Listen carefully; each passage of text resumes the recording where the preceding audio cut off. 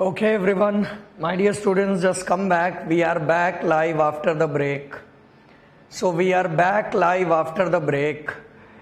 चलिए कंटिन्यू करते हैं. We were in middle of something very very important. आगे कंटिन्यू करते हैं, बट कुछ भी शुरू करने से पहले एक बारी बस कमेंट बॉक्स में बता दीजिए, am I audible and visible to you guys. शुरू करें. क्या करूं यार, ऑनलाइन माध्यम है तो ये पूछना पड़ता है. एक बारी कमेंट बॉक्स में बता दीजिए, am I audible and visible to you guys. Should we start? Should we start?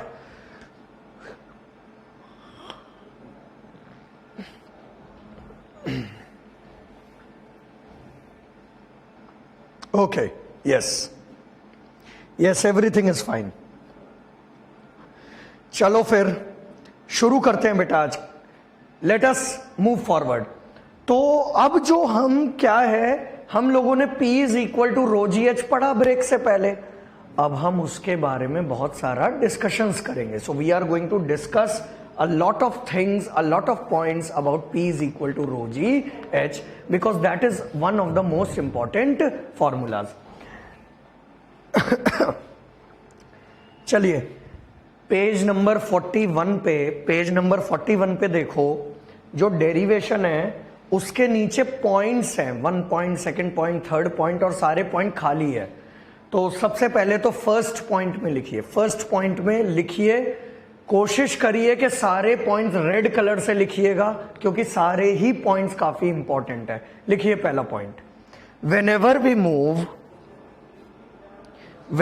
we move vertically down in a fluid, whenever we move vertically down in a fluid, the pressure increases as, whenever we move vertically down in a fluid, the pressure increases as plus rho g h. Whenever we move vertically down in a fluid, the pressure increases as plus rho g h. Write down next point. बेटा देखो, अब बार बार incompressible तो नहीं बोलेंगे ना. तो अब ये आपको समझ जाना है कि जहां रो जी एच की बात हो रही है, then it is incompressible only.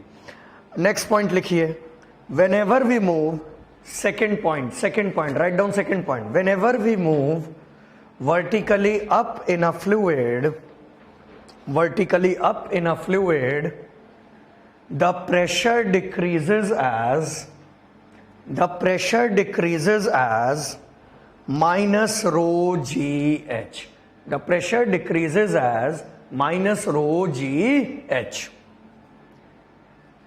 Write down next point. On the same horizontal level,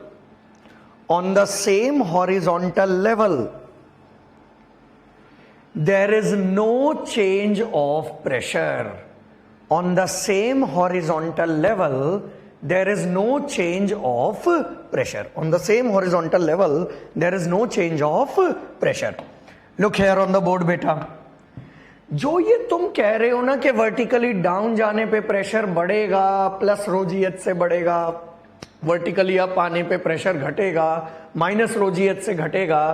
प्यारे बच्चों, ये फिजिकली भी मतलब आपको समझ में आना चाहिए. देखो फिजिकली कैसे, फॉर एग्जाम्पल ये इनकम्प्रेसिबल के लिए, तो ये कोई लिक्विड का सरफेस है. अब ये लिक्विड के सरफेस में मान लीजिए कोई व्यक्ति यहां पर खड़ा है, पानी की सतह के नीचे. हाँ, ये अपना दीनानाथ है, दिस इज दीनानाथ.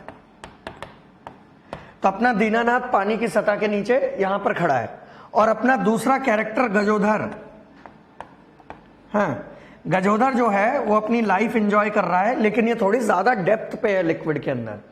अब देखो, अगर मैं फिजिकली भी समझने की कोशिश करूं तो मैथमेटिक्स और फिजिकल फीलिंग का ना अल्टीमेट समागम हो रहा है. कैसे? हम सब लोग जानते हैं कि भाई इसके ऊपर there will be molecules are going to be there are going to be molecules of the water is going to be there, let us say. And यहां पर इसके सर के ऊपर भी मॉलिक्यूल्स ऑफ वाटर होंगे, of course, very important thing, molecules of water भी होंगे. तो फिजिकली भी आज मॉर्निंग में ही पढ़ाया, मॉलिक्यूल ही प्रेशर है, प्रेशर ही मॉलिक्यूल है।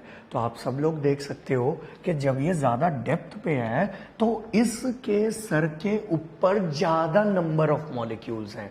तो डेप्थ बढ़ती है तो आपके सर के ऊपर नंबर ऑफ मॉलिक्यूल्स बढ़ते हैं, जिसके कारण दबाव भी बढ़ता है। यही कारण है more the depth more is the pressure, more the depth more is the pressure.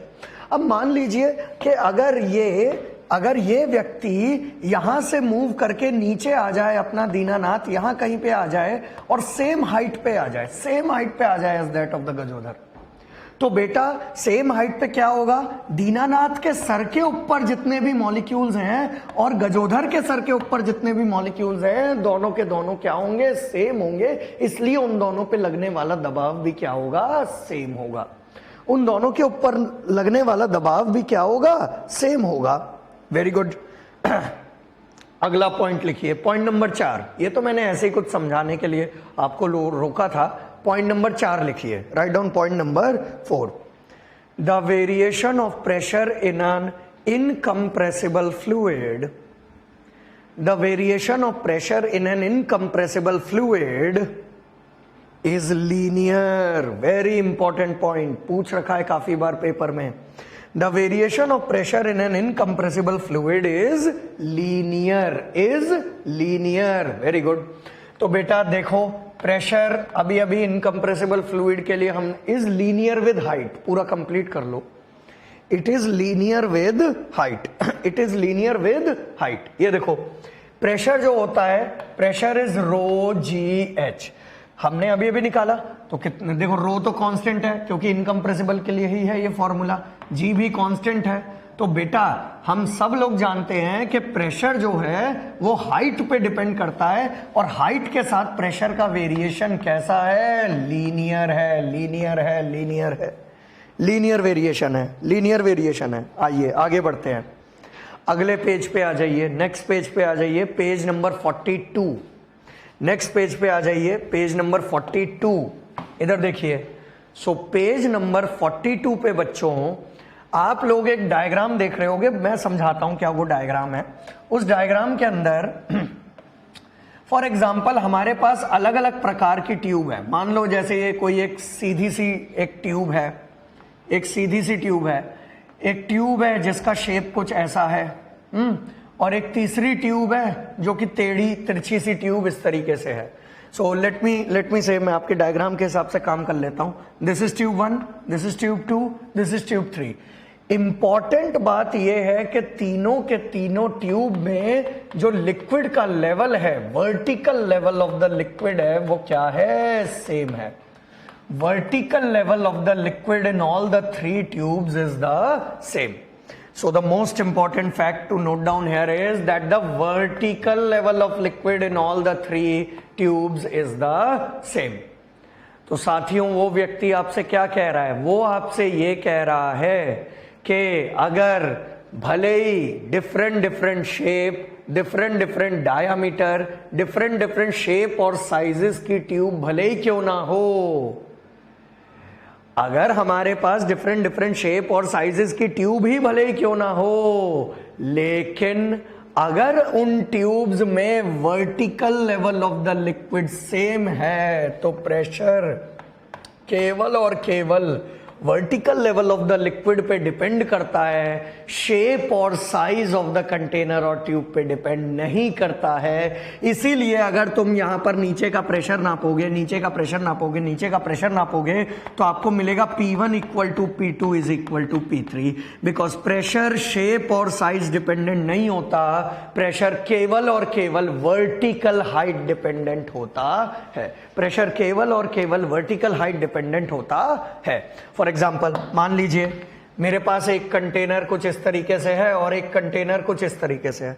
आप साफ साफ देख सकते हो दोनों कंटेनरों का शेप और साइज क्या है, डिफरेंट है. लेकिन अगर दोनों कंटेनरों में वाटर का लेवल सेम है, अगर दोनों कंटेनरों में वाटर का लेवल सेम है तो प्यारे बच्चों बॉटम पे अगर मैं यहां पर इसको 1 माने, इसको 2 माने, तो फिर से मैं P1 इक्वल टू P2 लिख सकता हूं, क्योंकि pressure is independent of the shape and size of the container and tube and is only dependent on vertical level of the liquid in the container or tube. Are we clear? Yes, wonderful. Look here everyone.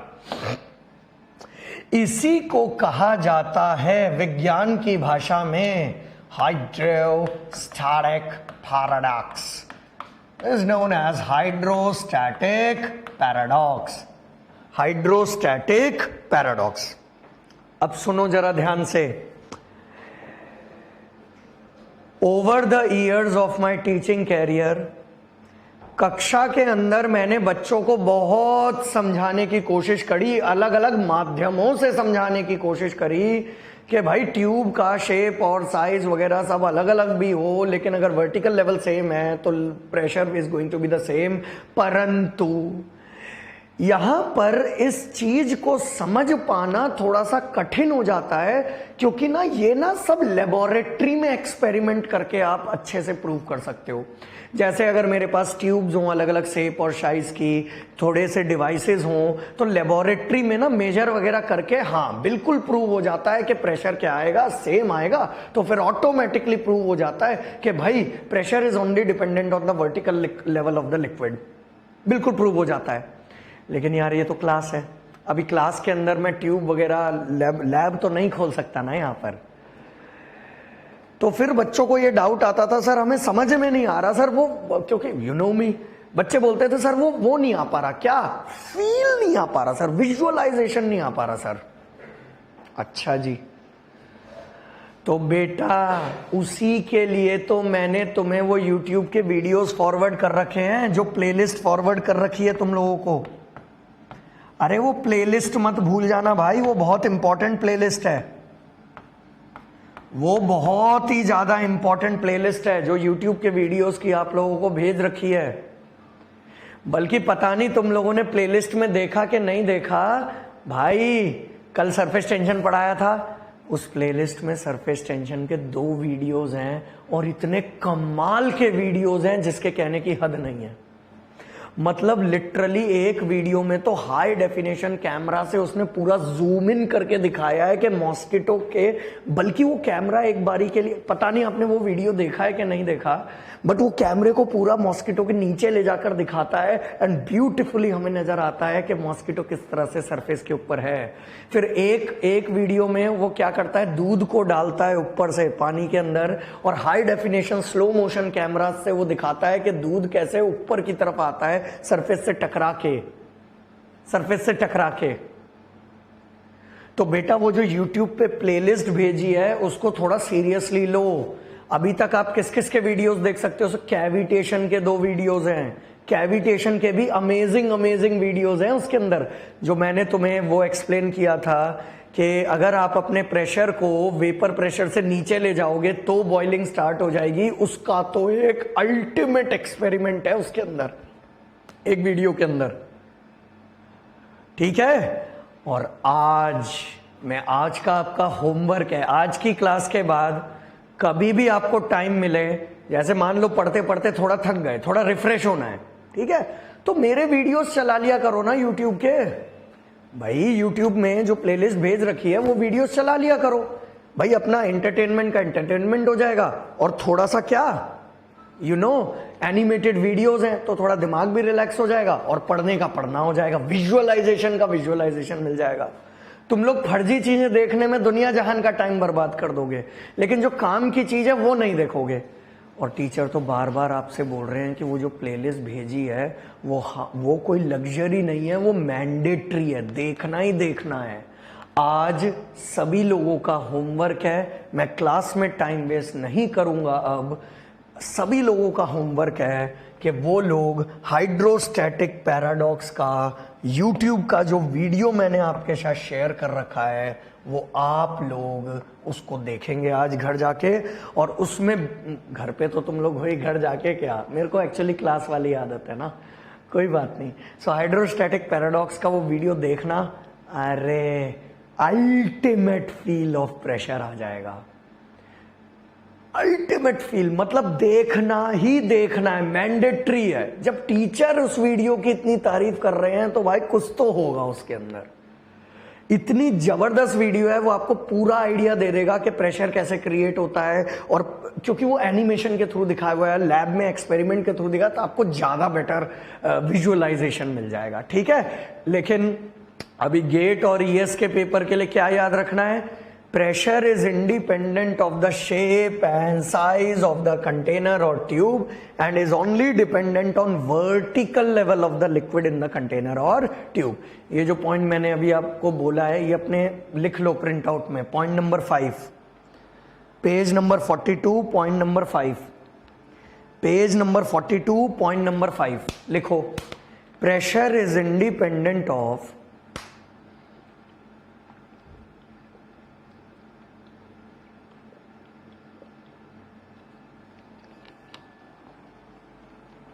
लिखो लिखो, pressure is independent of the shape and size of the container और tube. Pressure is independent of the shape and size of the container और tube and is only dependent on vertical level of the liquid in the container or tube, and is only dependent on vertical level of the liquid in the container or tube, vertical level of the liquid in the container or tube। तो बेटा अब ये आपकी जिम्मेदारी है कि आप ये वीडियो देखें हाइड्रोस्टैटिक पैराडॉक्स वाला, ठीक है, भेज रखा है मैंने तुम लोगों को। और अगर कोई नया बच्चा है जिसने बीच सब्जेक्ट में ज्वाइन किया है, तो आप मुझे मैसेज कर दें व्हाट्सएप पे 9718867570। मैसेज करके अपना बैच मेंशन कर देना, नाम मेंशन कर देना और लिख देना कि सर यूट्यूब वीडियोस भेज दो, तो मैं आपको फॉरवर्ड कर दूंगा, ठीक है। सो यस, चलिए अगला पॉइंट लिखिए। Write down next point, point number 6। Write down point number 6। Write down point number 6.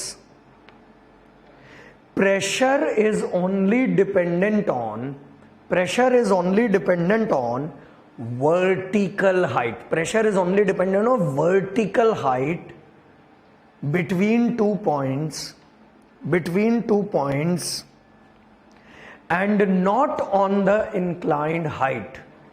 Pressure is only dependent on vertical point between two points and not on the inclined height between two points Very good, सही बात है। इधर देखिए, look here on the board.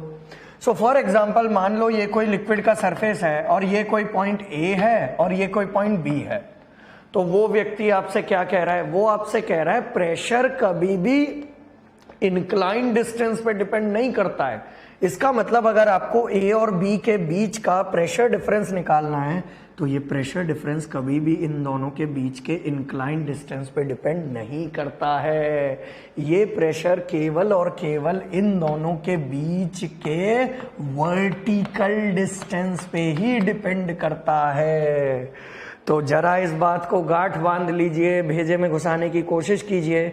Pressure ये सब numericals में काम आएगा कल, मैनोमेट्री हम लोग कल पढ़ेंगे ना, तो ये सब मैनोमेट्री में काम आएगा। प्रेशर कभी भी इंक्लाइन डिस्टेंस पे डिपेंड नहीं करता, प्रेशर हमेशा वर्टिकल हाइट पे डिपेंड करता है। इसको मैं आपको बताता हूँ, काफी बार पेपर में क्या कर, फॉर एग्जाम्पल मान लो ये ट्यूब है, मैनोमीटर की ट्यूब है, इसके अंदर पानी भर रखा है, ठीक है, h हाइट तक पानी भर रखा है और आपसे प्रेशर पूछ रहा है, find the pressure at the bottom of the tube. तो लड़के जनरली क्या बोलेंगे? Sir pressure is rho ji H, is the pressure here. अभी एग्जामिनर क्या कर देगा, क्योंकि उसे पता है, लड़का आदत बन चुकी है लड़के की रोजीएस यूज करने की, तो वो जानबूझ के इस ट्यूब को इंक्लाइन कर देगा at an angle of theta, और जानबूझ को आपको ये वाली लेंथ देगा, जानबूझकर वो आपको ये वाली लेंथ देगा, ठीक है। जब वो जानबूझ के आपको ये वाली लेंथ देगा बच्चों, हैं, तो आप लोग जनरली क्या करते हो? प्रेशर इज जल्दबाजी में रो जी L। गलत हो गया। प्रेशर इज इंक्लाइंड हाइट पे डिपेंड नहीं करेगा, बल्कि एग्जामिनर आपको एंगल देगा। एंगल देगा तो आप वर्टिकल हाइट कैलकुलेट करिए ट्रिग्नोमेट्री की मदद से, क्योंकि प्रेशर हमेशा रो जी एच वर्टिकल हाइट पे डिपेंड करता है। रो जी एच वर्टिकल हाइट पे डिपेंड करता है। Wonderful, wonderful, excellent. इधर देखिए अगली जरूरी बात। मान लो, just for the sake of your knowledge, मान लो हमारे पास एक कंटेनर है। उस कंटेनर के अंदर मान लीजिए 3 फ्लूइड्स हम लोगों ने ले रखे हैं। Let me make the diagram according to your print out. इधर देखो, मान लो 3 फ्लूइड ले रखे हैं। ये वाला फ्लूइड रो 1 डेंसिटी, ये वाला फ्लूइड रो 2 डेंसिटी, ये वाला फ्लूइड रो 3 डेंसिटी, और हाइट्स दे रखी हैं। इसकी हाइट दे रखी है H3, इसकी हाइट दे रखी है H2 और इसकी हाइट दे रखी है H1। अगर एक, इसको कहते हैं मल्टी लेयर्ड फ्लूइड। इसको क्या कहते हैं? मल्टी लेयर्ड फ्लूइड कहते हैं इसको, मल्टी लेयर्ड फ्लूइड कहते हैं इसको। सो अभी मल्टी लेयर्ड फ्लूइड में अगर कोई आपसे पूछे find the pressure at the bottom of the container, मान लो इस पॉइंट को A बोला और आपको A पॉइंट का प्रेशर लिखना है, ठीक है। सबसे पहली बात, आज जो ब्रेक से पहले हम लोगों ने डेरिवेशन किया, आज जो ब्रेक से पहले हम लोगों ने डेरिवेशन किया, उस डेरिवेशन में आप लोग मुझे ये बताओ, जो हम लोगों ने एलिमेंट लिया था, बल्कि यहीं कहीं होगा डेरिवेशन, देख लेते हैं। एक मिनट रुको, दिखाई देते हैं ना भाई, ये रहा, ये रहा, ये देखो, ये रहा डेरिवेशन। तो हमने ये जो एलिमेंट लिया था, इस एलिमेंट में वेरिएबल डेंसिटी है कि सेम डेंसिटी है? इसमें वेरिएबल डेंसिटी है कि सेम डेंसिटी है? सेम डेंसिटी थ्रू आउट का कंपोनेंट है ना। तो इसका मतलब हमने ये जो रो जी एच फॉर्मूला निकाला है, ये तब एप्लीकेबल है जब एक सिंगल डेंसिटी होमोजीनियस मीडियम हो। होमोजीनियस मीडियम हो, कुछ पल्ले पड़ रहा है भाई? यस, होमोजीनियस मीडियम होना चाहिए। लेकिन यहां पर मल्टीपल फ्लूइड्स हैं और आपको बॉटम का प्रेशर निकालना है। लेकिन एक अच्छी बात है, अच्छी बात क्या है बेटा, इसको समझना, मजा आएगा। अच्छी बात यह है बच्चों कि ये जो रो 1 फ्लूइड है, ये H3 हाइट में इसकी डेंसिटी वेरी नहीं कर रही है। रो 1 फ्लूइड H3 हाइट में होमोजीनियस है, होमोजीनियस है। तो क्या मैं अपना रो जी एच वाला फॉर्मूला कम से कम इस हाइट में लगा सकता हूं? यस। क्या मैं अपना रो जी एच वाला फॉर्मूला कम से कम इस हाइट में लगा सकता हूं? यस। क्या इस हाइट में लगा सकता हूं? यस। सो मैं क्या करूंगा, मुझे बॉटम का प्रेशर चाहिए और मैं इंडिविजुअली सब पे लगा सकता हूं। इंडिविजुअली मैं सब पे लगा सकता हूं रो जी एच यहां पर। तो प्रेशर एट द बॉटम क्या आ जाएगा? रो 1 जी एच 3 प्लस रो 2 जी एच 2 प्लस रो 3 जी एच 1 प्लस रो 3 जी एच 1। Very good.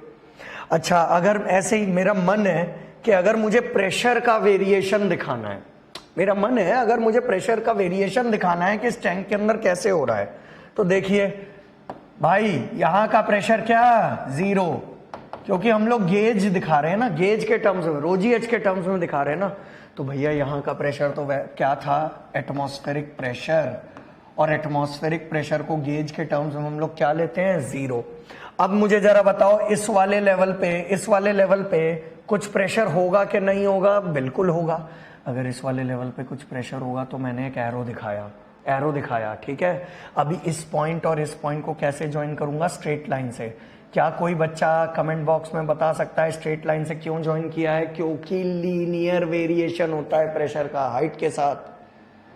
अब मुझे ये बताइए, यहां से जब आप इस वाले लेवल पे आए तो इस वाले लेवल पे जो प्रेशर है वो इस वाले लेवल के मुकाबले ज्यादा होगा। तो मैंने ज्यादा लंबा एरो बनाया, लेकिन इसे और इसे जोड़ना स्ट्रेट लाइन से ही है। इसे और इसे जोड़ना स्ट्रेट लाइन से ही है। हालांकि थोड़ा सा स्लोप चेंज हो जाएगा। देखो येलो वाले का स्लोप ये था और आप देख सकते हो कि थोड़ा सा डिविएट हो गया है। क्यों डिविएट हो रहा है? डेंसिटी चेंज हो रही है ना यार। सो डेंसिटी चेंज हो रही है तो स्लोप चेंज हो रहा है, लेकिन रहेगा तो variation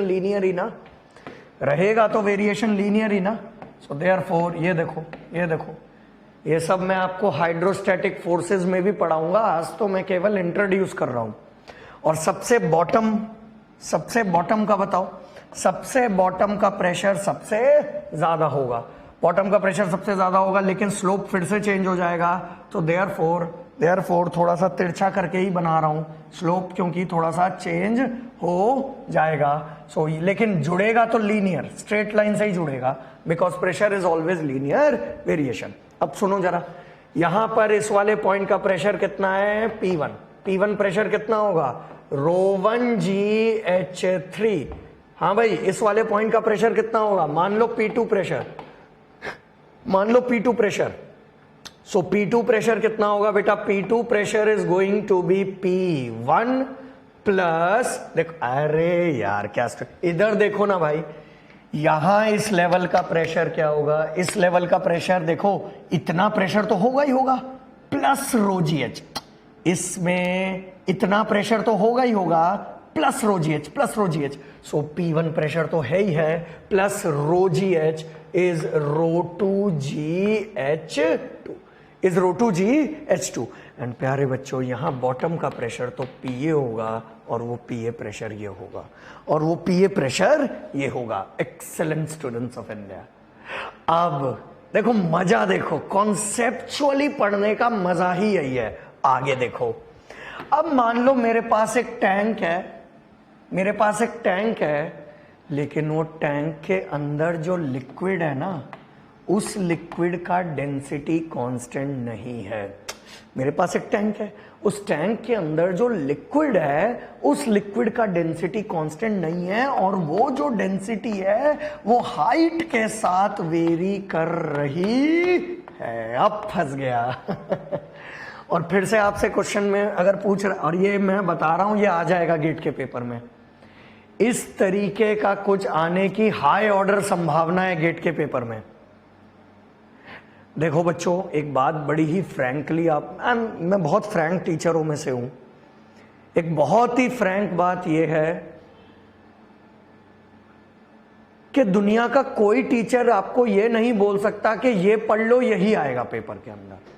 this is a very rubbish statement, very rubbish statement. क्योंकि एग्जाम में क्या आना है वो हम, क्योंकि मैं ऐसा कभी भी आपको नहीं बोल ये क्वेश्चन कर लो यही आना है पेपर के अंदर, this is the question that I am talking, यही आ जाएगा पेपर के अंदर, नहीं। टीचर्स बस अपने एक्सपीरियंस के माध्यम से फोरकास्ट करने की कोशिश कर सकते हैं कि भाई पिछले 5 सालों से ये वाला क्वेश्चन अभी नहीं पूछा है, तो अब इसके आने की संभावना बढ़ जाती है। तो मैं बड़ा फ्रैंकली आपको बता रहा हूं, जैसे इंजीनियरिंग सर्विसेज के प्रीलिम्स के पेपर की बात कर रहा हूं, तो अगर मैं प्रीलिम्स के पेपर की बात करूं तो लगभग फ्लूइड मैकेनिक्स के 16 से 18 क्वेश्चंस आएंगे प्रीलिम्स के पेपर में। ये मैं सिर्फ फ्लूइड मैकेनिक्स की बात कर रहा हूं। अगर तुम फ्लूइड मैकेनिक्स और मशीनरी को मिला दो तो लगभग 30 से 35 क्वेश्चंस तुम्हें नजर आ जाएंगे प्रीलिम्स के पेपर में। तो ये दोनों सब्जेक्ट हैं तो बहुत ही important, fluid mechanics and machinery. 30 से 35 के करीब क्वेश्चन आपको लगभग अप्रोक्सीमेटली नजर आ जाएंगे प्रीलिम्स के पेपर में। तो फ्लूइड मैकेनिक्स के 16 से 18 क्वेश्चनों में से मेरी गारंटी है कि आप 14 क्वेश्चन तो नोट्स के माध्यम से बना ले जाओगे। 14 क्वेश्चन तुम्हें आते होंगे 16 में से, 18 में से मान लीजिए 16 क्वेश्चन तुम्हें आते होंगे, लेकिन बेटा 2 क्वेश्चन फिर भी वैसे ही रहेंगे जिसका ना कोई सर पैर होगा, या फिर वो शायद कुछ अलग ही दे दिया, या out of the blue moon कुछ आ जाता है, और आता ही है। ऑल इंडिया एग्जामों का मकसद 100 में से 100 स्कोर करना तो है ही नहीं ना। आप क्या सोच रहे हैं, इवन आप देख लो सीट्स काफी कम हो गई हैं, रेलवेज आपको पता ही होगा हट गया है इंजीनियरिंग सर्विसेज में, लेकिन उसके बावजूद भी आप देख लो 1300 का टोटल पेपर है। 1300 में से आपको केवल 70% ही तो स्कोर करना है, इवन आज की डेट में भी, to become an officer in this country. तो तो 100 में से 100 कोई आपसे नहीं कह रहा है लाने के लिए ऑल इंडिया पेपर में, बल्कि आप लेकर आ भी नहीं सकते हो, क्योंकि जानबूझ के पेपर की डिजाइन इस तरीके से करी जाती है ताकि कोई पूरा में से पूरा स्कोर कर ही ना पाए। दे आर साइकोलॉजिस्ट ना, तो वो लोग साइकोलॉजी के हिसाब से चलते हैं, वो लोग स्टूडेंट साइकोलॉजी के हिसाब से चलते हैं। Very good. तो 16 में से 14 क्वेश्चन तो आप नोट्स के माध्यम से बना ले जाओगे।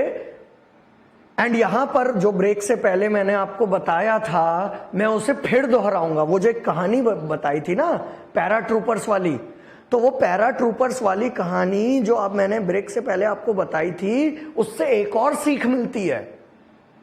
ये जो कोचिंग में आप डेली बेसिस पे सुबह 8 बजे क्लास अटेंड कर रहे हो, क्लास खत्म होने के बाद अपना खाना वाना खा के वापस से पढ़ने बैठते हो, सोते हो, अगले दिन रिपीट, अगले दिन रिपीट, अगले दिन रिपीट, अगले दिन रिपीट, तो तुम भी एक तरह की ट्रेनिंग में हो। लेकिन जब तुम्हारा असली कॉम्बैट होगा पेपर के साथ, तो पेपर में हमेशा कुछ ना कुछ क्वेश्चन अलग नजरिए, अलग तरीके के आपको मिलेंगे ही मिलेंगे। पेपर नाम ही उसी का है। लेकिन उस दौरान आपकी ये जो 1 साल की कड़ी मेहनत है, ट्रेनिंग है, ये पेपर के अंदर काम आएगी आपको कि तुम उन परिस्थितियों को भी संभाल ले जाओगे, उन क्वेश्चंस को भी संभाल ले जाओगे। तो दुनिया का कोई टीचर आपको ये तो बहुत ही वेग स्टेटमेंट हो गई कि कोई टीचर अगर ये बोल रहा है कि भाई ये पढ़ लो यही आएगा, ऐसा कभी कुछ नहीं होता है। हम लोग भी एज अ टीचर इवन 10 साल पढ़ाने के बाद भी हम आज की डेट में भी केवल प्रिडिक्ट करने की कोशिश करते हैं, फोरकास्ट करने की कोशिश करते हैं कि भाई ये जरूरी है और ये कम जरूरी है, ये आ सकता है इस साल, ये नहीं आ सकता इस साल, दैट्स इट। लेकिन ये ट्रेनिंग जरूर काम आएगी आपके। शुभम, क्यों नहीं चेंज हो सकता डेंसिटी हाइट के साथ? डेंसिटी हाइट के साथ क्यों नहीं चेंज हो सकता भाई? शुभम, तुम्हें आज मैंने सुबह इतने सारे एग्जाम्पल दिए, तुम्हें कुछ नहीं समझ में आया। इसका मतलब तुम धरती पे खड़े हो तो तुम्हारे आसपास की हवा का घनत्व ज्यादा है, लेकिन धरती के सतह के ऊपर गए तो हवा थिन होती चली जा रही है ना। डेंसिटी क्यों नहीं चेंज हो सकती हाइट के साथ? बिल्कुल हो सकती है चेंज। इवन पानी में भी चेंज हो सकता है। 2 अलग अलग तरह के फ्लूइड्स का मिक्सचर बना के आपने इसके अंदर डाल रखा है, जिसकी वजह से डेंसिटी पूरे हाइट में सेम नहीं है, वेरी कर रही है। बिल्कुल हो सकता है, क्यों नहीं हो सकता? अब लेकिन मेरा आपसे सवाल, बच्चों इधर देखो, ये आ जाएगा, ये मेरे को पता नहीं क्यों बहुत एक कुछ कभी कभार टीचर्स का भी एक सिक्स सेंस होता है, तो मुझे ऐसा लग रहा है इसके संभावना है, काफी ज्यादा संभावना है। तो इस वाले क्वेश्चन में पहले तो आप ये बताइए, क्या आप कमेंट बॉक्स में, मुझे एक एक का आंसर चाहिए, क्या आप इस वाले क्वेश्चन में रो GH लगा सकते हो बॉटम का प्रेशर निकालने के लिए? क्या आप इस वाले क्वेश्चन में रो GH लगा सकते हो क्या? बताओ जरा मुझे, कमॉन कमॉन कमॉन, जल्दी बताओ।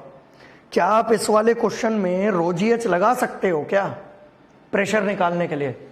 जवाब है नहीं, you can not apply rho GH here, because यहां पर जो डेंसिटी है वो चेंज कर रही है हाइट के साथ, तो आप यहां पर रो GH नहीं लगा सकते हो।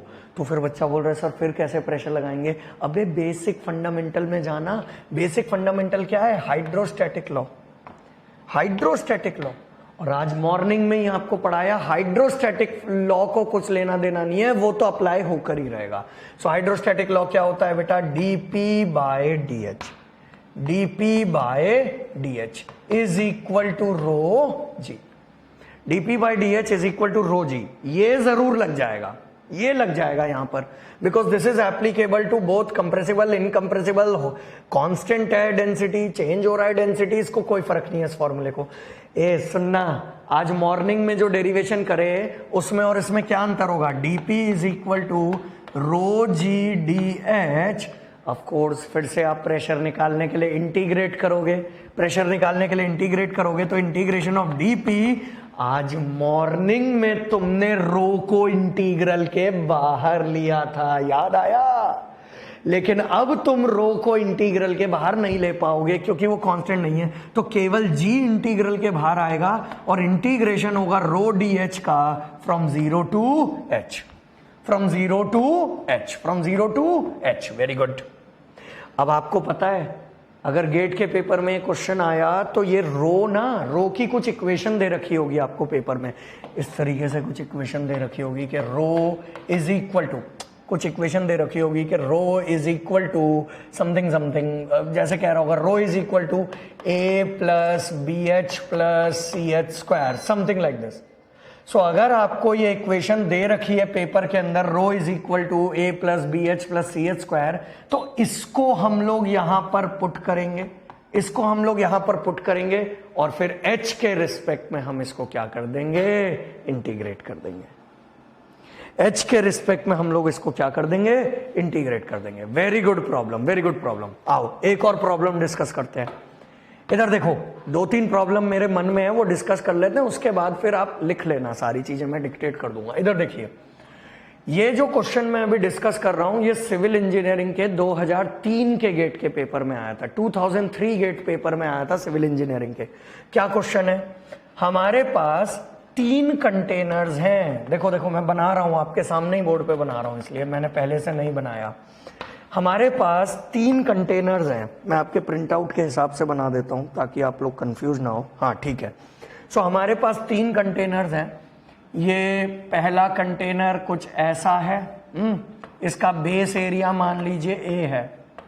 जो दूसरा वाला कंटेनर है वो कुछ ऐसा है, और उसका बेस एरिया मान लीजिए क्या है, A है। और जो तीसरा वाला कंटेनर है वो कुछ ऐसा है और इसका बेस एरिया भी A है।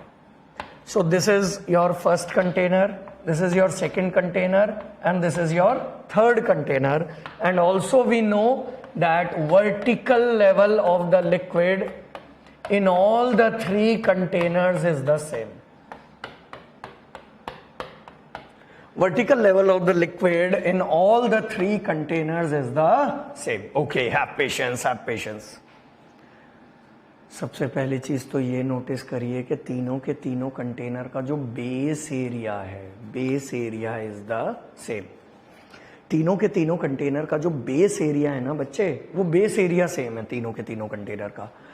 तो आपसे इस सिविल के गेट के पेपर में आया था 2003 में, आपसे पेपर में पूछा क्या है, आपसे पूछ रहा है कि बॉटम पे लगने वाले प्रेशर का रिलेशन बताओ।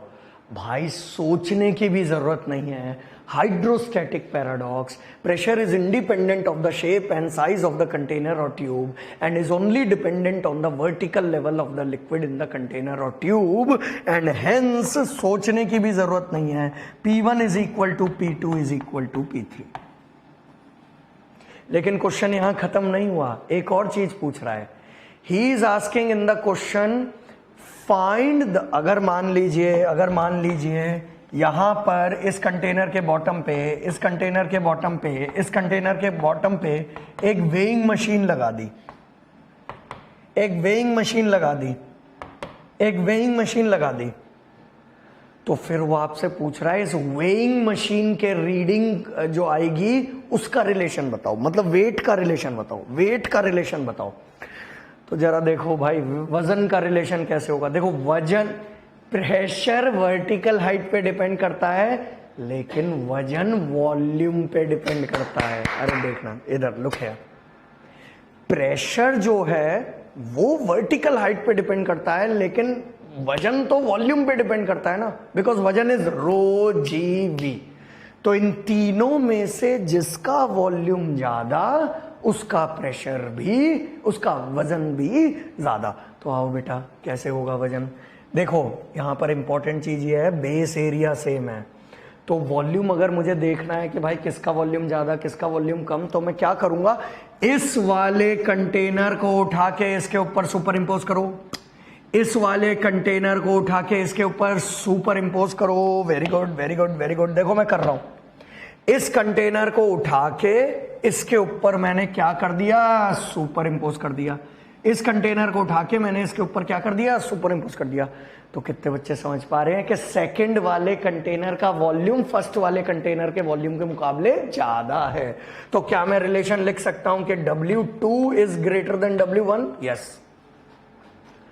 अब आप क्या करो, ए फर्स्ट वाले कंटेनर को उठा के इसके ऊपर रखो, फर्स्ट वाले कंटेनर को उठा के इसके ऊपर रखो। तो जब आप फर्स्ट वाले कंटेनर को उठा के इसके ऊपर आप रखोगे तो आपको समझ में आ जाएगा कि थर्ड वाले कंटेनर का वॉल्यूम जो है वो फर्स्ट वाले के मुकाबले कम है। तो therefore W1 is greater then W3 and this is your relationship between the readings of the weighing machine. This is your yes, relationship of the weighing machine. Complete batch. Tell me in the comment box. ये जो भी मैंने अभी आपको बातें board पे बताई, ये सारी की सारी बातें छोटी छोटी हैं, लेकिन ये छोटी छोटी बातों को ध्यान रखने वाला व्यक्ति ही तो आगे चल के चैंपियन बनता है। क्योंकि ये छोटी छोटी बातों का ध्यान रखोगे तभी तो न्यूमेरिकल सॉल्व होगा। तुम्हें याद होगा एक सीरियल आया करता था शक्तिमान नाम का, देखा है कभी? शक्तिमान नाम का सीरियल। तुम लोग जिंदा पैदा हो गए थे उस वक्त? अच्छा। तो शक्तिमान नाम के सीरियल में लास्ट में एक स्पेशल सेक्शन आया करता था, छोटी छोटी लेकिन मोटी बातें। तो उसमें बच्चा कुछ गलती करता था, फिर शक्तिमान समझाता था। देखे हो कभी शक्तिमान? तमराज किल्विश अंधेरा कायम रहे, देखे हो कभी? हाँ, चलो जल्दी से कमेंट बॉक्स में बताओ। तो उस स्पेशल सेक्शन का क्या नाम था? छोटी छोटी लेकिन मोटी बातें। Very good. Tell me in the comment box, have you understood all the points? Yes, all clear. Yes, all clear. चलो तो जरा पहले तो पेज नंबर 42 के टॉप पर देखो एक डायग्राम बनाए। पेज नंबर 42 के टॉप पर देखो एक डायग्राम बनाए। डायग्राम तो बना हुआ है लेकिन ये लिख लो बेटा, P1 equal to P2 equal to P3 and P1 equal to P2। जल्दी लिखो, जल्दी लिखो, जल्दी लिखो।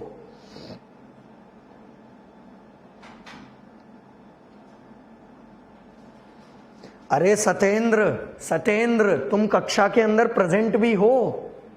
सतेंद्र, किसने तुम्हें बोला कि डेंसिटी अलग अलग है? सतेंद्र जी, कक्षा में ध्यान दीजिए। क्या मैंने यहां पर कहीं पर भी तुम्हें बोला कि इन तीनों कंटेनर में जो लिक्विड है उनकी डेंसिटी अलग अलग है? मैंने तो नहीं बोला। तीनों कंटेनर के अंदर जो लिक्विड है सतेंद्र वो सेम है। कुछ भी अपना मनगढ़ंत कहानी बना के कुछ भी सवाल पूछना है, यही कारण है तुम्हारे पतन का।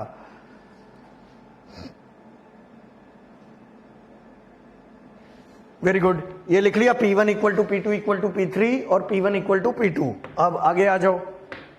ये देखो, ये वाला डायग्राम बना होगा आपके प्रिंट आउट में, लेकिन ये कंप्लीट कर लो। ये प्रेशर जो लिख रखा है ना, ये कंप्लीट कर लो, मेक इट फास्ट।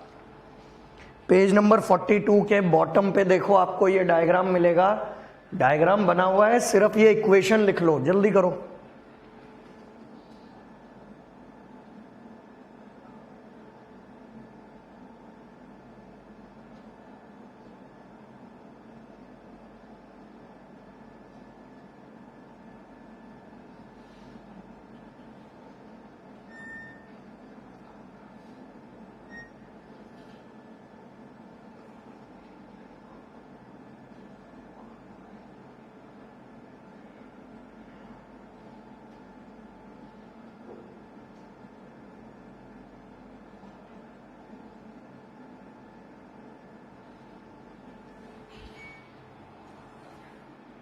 चलिए नेक्स्ट पेज पे आ जाइए।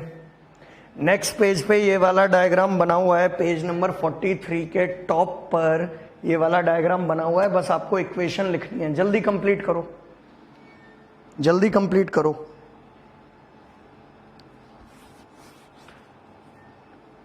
वेरी गुड, जल्दी जल्दी लिखो, फिर एक गेम खिलाऊंगा तुम्हें आज।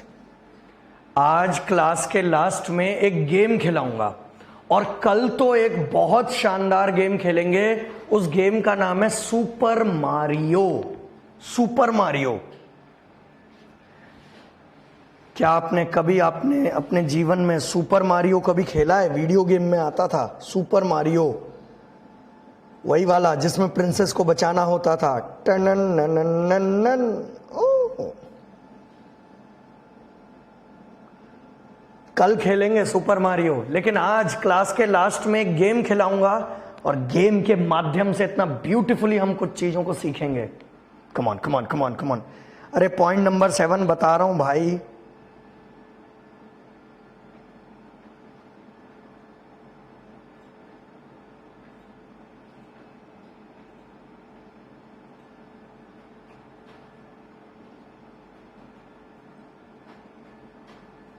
हाँ, काफी सारे बच्चे मेरे से वही पूछ रहे हैं कि बॉटम पे कैसे सेम होगा, क्या सेम होगा। बेटा हाइड्रोस्टैटिक पैराडॉक्स वाली वीडियो देखो तो सही। आज इतनी जल्दबाजी में क्यों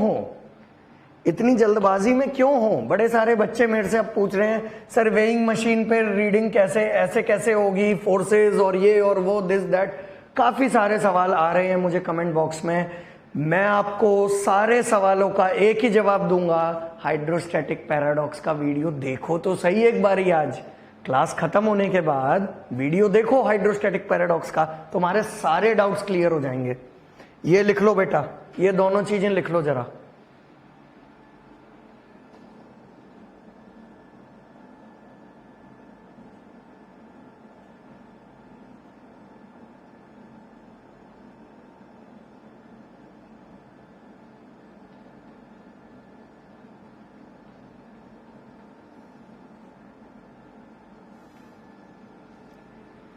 ये जो डायग्राम है इसमें भी हाइड्रोस्टैटिक पैराडॉक्स का ही कॉन्सेप्ट है, इसलिए मैं कह रहा हूं वीडियो पहले देखो। फिर भी अगर कोई डाउट हो तो मुझे व्हाट्सएप पे भेज देना, लेकिन पहले वीडियो देखो। चलो, एक पॉइंट बीच में रह गया, पॉइंट नंबर 7। पॉइंट नंबर 7 लिखो, पॉइंट नंबर 7 लिखो। पॉइंट नंबर 7 लिखो, write down. The variation of pressure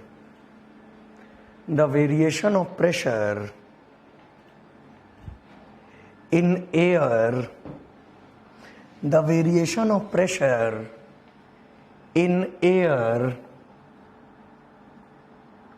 treating the medium as isothermal. The variation of pressure in air treating the medium as isothermal is exponential.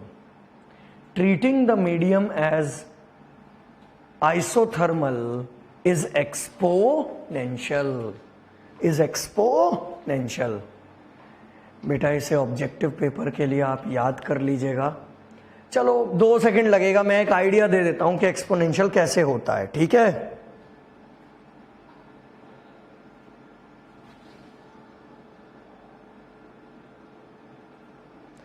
Satyendra, अभी तुम कुछ भी बोले जा रहे हो, कुछ भी। वॉल्यूम के चेंज होने से, वॉल्यूम अगर अलग अलग है तो डेंसिटी के पानी। सत्येंद्र कुछ तो मतलब कहां से आते हो यार? कौन से कॉलेजों से हम लोगों ने पढ़ाई कर रखी है? मेरे को मतलब बेसिक फंडामेंटल बिल्कुल उड़ चुके हैं क्या हमारे? पानी को इस टंकी में रखूं, पानी को इस टंकी में रखूं या पानी को इस टंकी में रखूं तो क्या पानी की डेंसिटी अलग अलग हो जाती है क्या? कुछ तो सोचो सत्येंद्र, क्या बोल रहे हो तुम लोग? कुछ भी लिखने से पहले कुछ भी नहीं सोचते हो, कुछ भी नहीं, जीरो लॉजिक इस्तेमाल करते हो। बस हर किसी को जल्दबाजी है, रैंक ऐसे ही आ जाएगी इनकी। देखो क्या कह रहा है वो व्यक्ति, आखिरी point, that is point number 7 में वो बंदा आपसे कह रहा है कि एयर हर बच्चा जानता है air is treated as an ideal. Yes, air is treated as an ideal. Yes, तो एयर, अगर आप एयर के मीडियम को आइसोथर्मल ट्रीट करते हो तो वो व्यक्ति आपसे कह रहा है कि प्रेशर का वेरिएशन इसमें एक्सपोनेंशियल होता है। The variation of pressure is exponential. जबकि तुम्हें पता है इनकम्प्रेसिबल फ्लूइड में हाइट के साथ प्रेशर का वेरिएशन कैसे होता है? लीनियर होता है। लेकिन यहां पर कैसा होता है? एक्सपोनेंशियल। हालांकि मुझे जरूरत नहीं है कुछ भी बताने की, ऑब्जेक्टिव के लिए तो आपको बस एक यही शब्द याद करना है। लेकिन चलो कोई बात नहीं, 2 मिनट का टाइम लगेगा, कुछ एक्स्ट्रा बता ही देता हूं। इधर देखो बोर्ड की तरफ। फॉर एग्जाम्पल मान लो ये कोई एक रेफरेंस लेवल है, मैं थोड़ा फास्ट मूव करूंगा, और ये कोई एक पॉइंट ए है? और ये जो फ्लूइड है ये एयर है, और मीडियम को आपने कैसा ले रखा है? आइसोथर्मल ले रखा है। रेफरेंस पॉइंट पे प्रेशर को P0 माना, टेम्परेचर को T0 माना, और air treating the medium as isothermal, मुझे प्रेशर का वेरिएशन निकालना है, प्रेशर का वेरिएशन निकालना है। तो बेटा सबसे पहली बात तो आप एयर की बात कर रहे हो। अगर आप एयर की बात कर रहे हो तो हर बच्चा जानता है कि भाई रो GH तो नहीं लगा सकते हैं, तो फिर हाइड्रोस्टैटिक लॉ लगाएंगे। तो हाइड्रोस्टैटिक लॉ कैसे लगेगा? dP/dH is equal to minus of rho G. Minus sign क्यों ले रहा हूं? क्योंकि मैं रेफरेंस से ऊपर की तरफ जा रहा हूं, ऊपर की तरफ जा रहा हूं। उससे तो खैर कोई फर्क नहीं पड़ता है, उससे तो खैर कोई फर्क नहीं पड़ता है। इधर देखिए, so dP/dH is equal to minus of rho g. अभी यहां से हम लोग क्या लिख सकते हैं? ऐसा करते हैं, क्योंकि यहां डेंसिटी वेरी कर रहा है ना, तो सबसे पहले यहां से शुरू करते हैं। तो आइडियल गैस के लिए हमारी इक्वेशन होती है PV is equal to MRT। So P is equal to rho RT। So rho का वैल्यू होता है P/RT। रो का वैल्यू होता है P/RT। तो रो की वैल्यू को इसके अंदर पुट करो, रो की वैल्यू को इसके अंदर पुट करो। So dP/dH is equal to minus of rho. Rho की वैल्यू क्या आएगी? P/RT इंटू जी, P/RT इंटू जी। चलिए इंटीग्रेट करना पड़ेगा प्रेशर निकालने के लिए। सो मैं इसको लिख रहा हूं, P को उस तरफ ले जाओ। So dP/P is equal to G/RT with a negative sign into DH। बेटा इन सारे टर्म्स को मैंने अलग क्यों लिख लिया? क्योंकि सारे टर्म्स कांस्टेंट है भाई। G कांस्टेंट है, R कांस्टेंट है, T एक कांस्टेंट है, इसलिए मैंने इन सारे टर्म्स को अलग अलग लिख लिया। देखो यहीं से ही मुझे पता लग रहा है कि एक्सपोनेंशियल, मुझे देख के ही पता लग रहा है कि एक्सपोनेंशियल वेरिएशन आएगा प्रेशर का। क्या करोगे? अगला स्टेप इंटीग्रेट करो, इंटीग्रेट करो इसको, ठीक है। इसको जब आप इंटीग्रेट करोगे तो log P आएगा। मैं ऐसे ही इधर ही बता दे रहा हूं, एक रफ में, मैं रफ में बता दे रहा हूं अभी। log P आएगा, log P is minus G/RT into H, plus एक कांस्टेंट आ जाएगा बिकॉज इंडेफिनिट इंटीग्रल है। So plus constant which is C। Constant का वैल्यू कैसे निकालोगे? कांस्टेंट का वैल्यू कैसे निकलेगा? At H is equal to 0, P is equal to P0। देखो ना, at H is equal to 0, P is equal to P0। So at 0 P is equal to P0, so log P0 is C। बेटा मैं थोड़ा fast move कर रहा हूं, इधर देखो, C की वैल्यू log P0 आ जाएगी, log P0 C की वैल्यू आ जाएगी, तो इसको इधर ले आओ, है तो log P minus log P0 आ जाएगा। log P minus log P0 को आप लिख सकते हो log P/P0, आके ना, is equal to minus of G/RT into H। Very good, खत्म हो गया। हमें P चाहिए, P के लिए मुझे इस log को हटाना पड़ेगा। तो P के लिए जब मैं इस log को हटाऊंगा तो ये आ जाएगा P0 into E to the power minus G/RT into H. Hence proved, then in this case the variation of pressure is exponential. Yes. Hence proved that variation of pressure is exponential. Variation of pressure is exponential. Tell me in the comment box. वैसे इसमें comment box में बताने लायक ऐसा कुछ है नहीं, इसलिए मैं आप पूछ भी नहीं रहा, क्योंकि जिसे डेरिवेशन में इंटरेस्ट है मैंने डेरिवेशन करवा दिया आपके ज्ञान के लिए, ठीक है। लेकिन असलियत में तो तुम्हें ये याद कर लेना है सीधा सीधा, क्योंकि ऑब्जेक्टिव में ही पूछेगा, तो सीधा ये याद कर लेना है। लेकिन मीडियम कैसा होना चाहिए? आइसोथर्मल होना चाहिए। लेकिन ये नोट जरूर कर लो अपने प्रिंट आउट में। कहाँ नोट करोगे?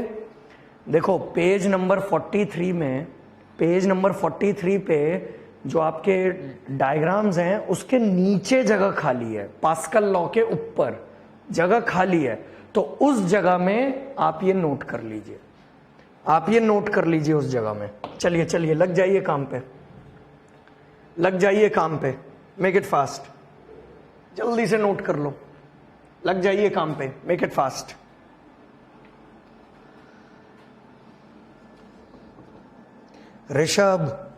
ऋषभ आप अपना लैपटॉप या मोबाइल चेक करें, क्योंकि किसी और के साथ कोई दिक्कत नहीं है।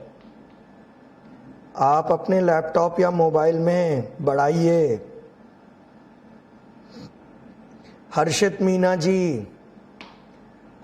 मीना जी, अगर कोई पॉइंट छूट गया है तो फिर उसका भी तो सलूशन सर बता चुके हैं, रिकॉर्डेड से देख लीजिएगा।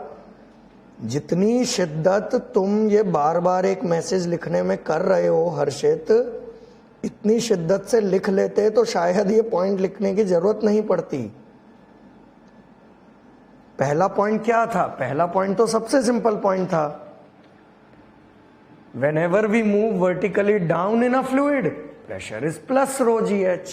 Pressure varies as plus rho gh. पहला पॉइंट तो सबसे आसान पॉइंट था, whenever we move vertically down in a fluid, the pressure increases as plus rho gh. Plus rho gh.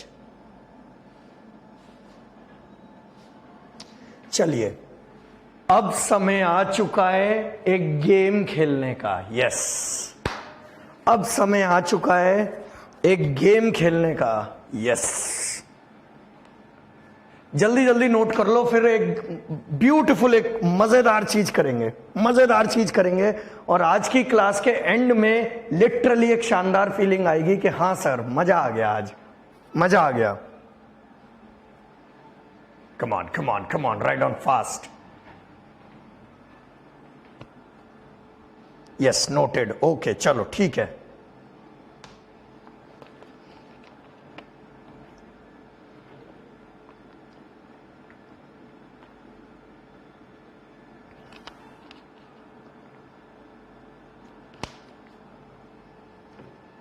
अंकुश कहीं से भी सॉल्व कर लो, करना आप ही को है, कहीं से भी शुरुआत कर लो, कोई दिक्कत नहीं है, कहीं से भी शुरुआत कर लीजिए, कोई दिक्कत नहीं है। आइए आगे, लिख लिया बेटा, कर दूं चेंज?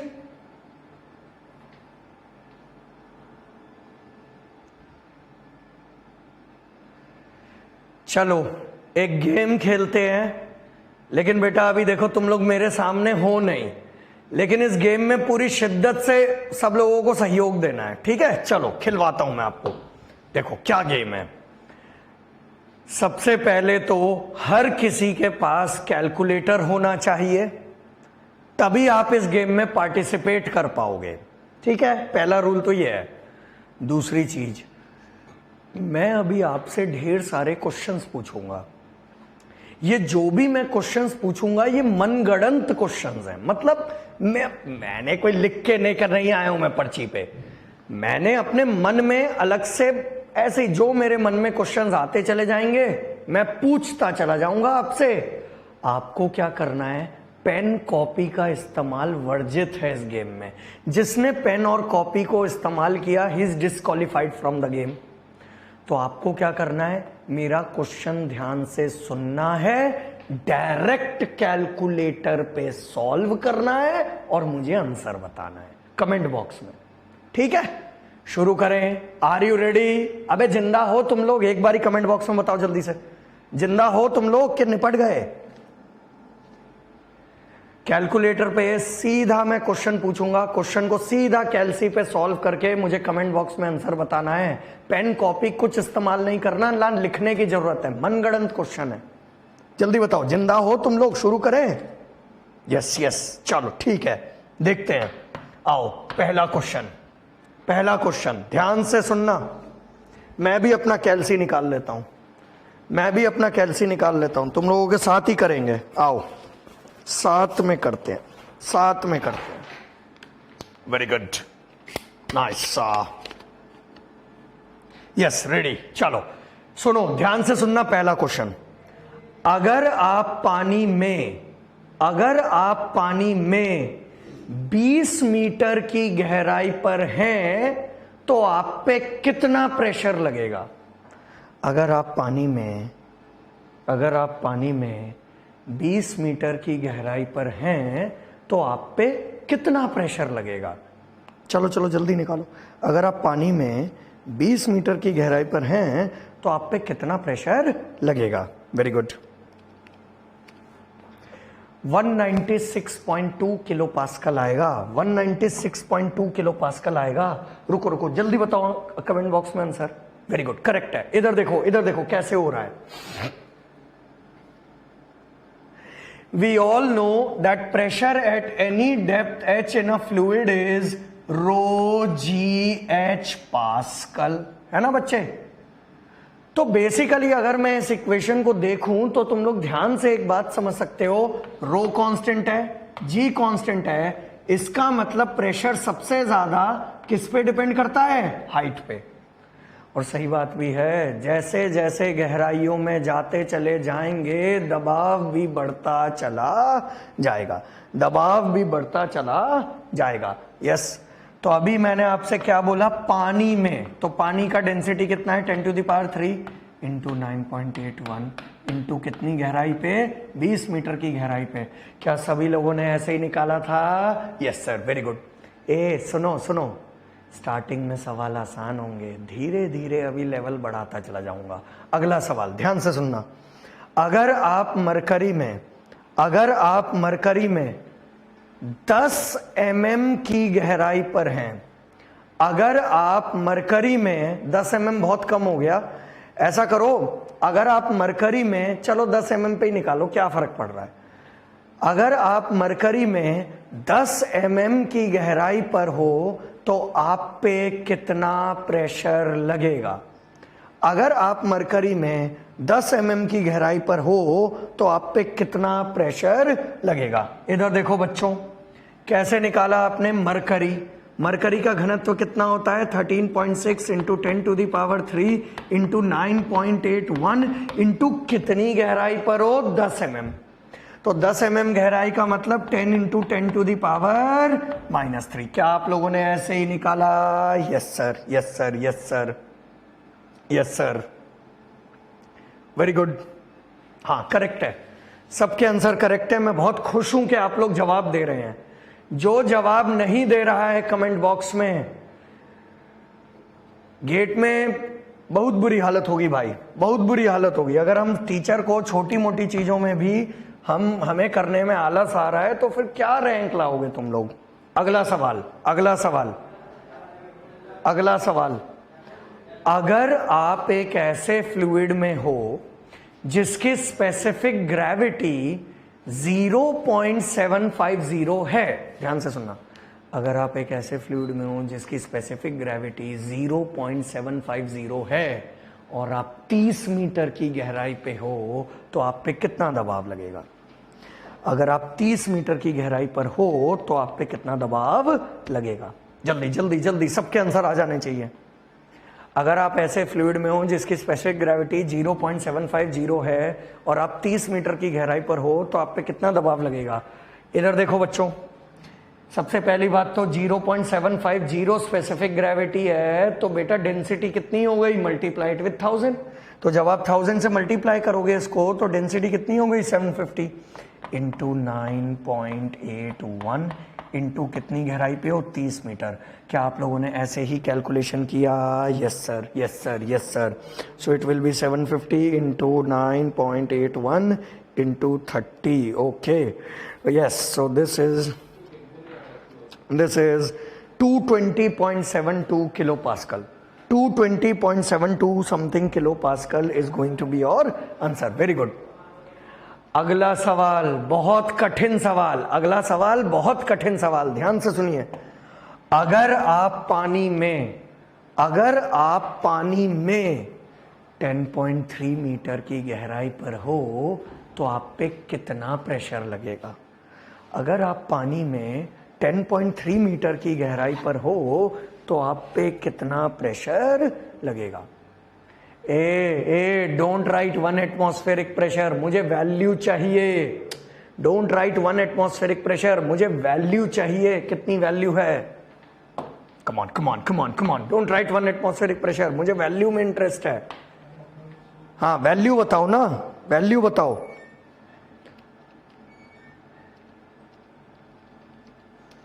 यस, सो देयरफॉर पानी में, पानी की बात चल रही है, so pani is 10 to the power 3 into 9.81 into height, कितनी हाइट है बेटा, 10.3 मीटर। इसे जब आप सॉल्व करोगे, इसे जब आप सॉल्व करोगे तो आपका जवाब आएगा 101043 पास्कल। आपका जवाब आएगा 101043 पास्कल।